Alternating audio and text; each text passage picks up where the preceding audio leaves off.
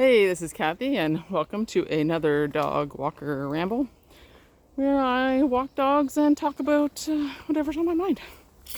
So today I have my dog Ollie and Paris, the lab, who has been in a number of videos. She's over there swimming, as per usual. Wherever there's water, there is Paris. And here she comes. And these guys, this is probably their, hey Paris, probably their about third walk together. And let's just say they were not, or are not, fast friends. I mean, they don't, sorry, it's so buggy today.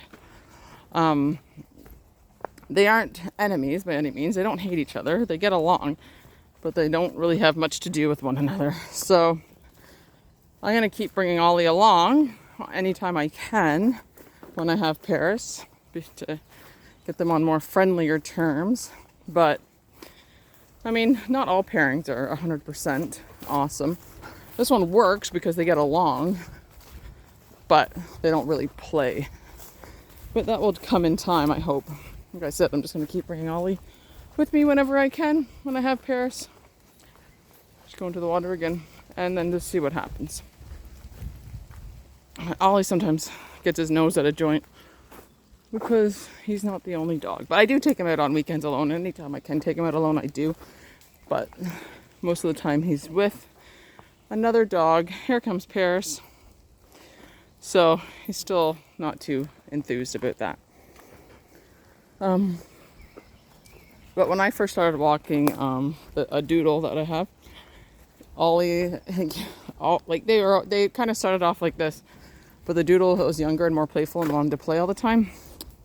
So she was kind of in his face. But he did the same thing and just wandered off and did his own thing when he wanted to. But this time, Paris is older. I think they're both 6. And they don't necessarily play anymore. But it would be nice if they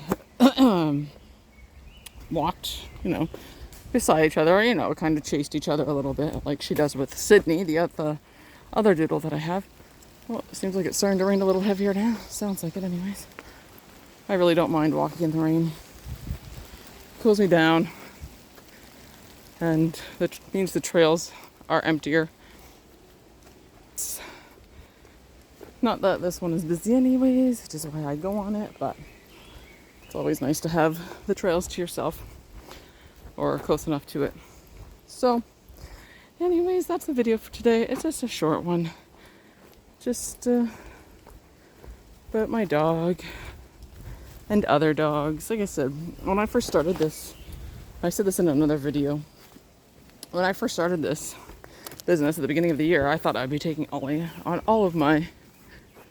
Look at this view. Look at that water. You can't really see it clearly because of all the trees, but it's not very far away. It's so much water. It's so nice here. But I started, when I started my dog walking business this year, I thought I would be taking Ollie everywhere with me. I'm not going that way, guys. I thought I would be taking him on every meet and greet and going out on most of our walks together. Oh, this would be awesome. He'll be out all day with me and it'll be great. Well, that's what I wanted, but that's really not what Ollie wanted. He's not really into meeting a bunch of new dogs. I took him on 2 meet and greets and the second one did not go well. So I stopped taking him on meet and greets because it was obvious that he did not want to be there.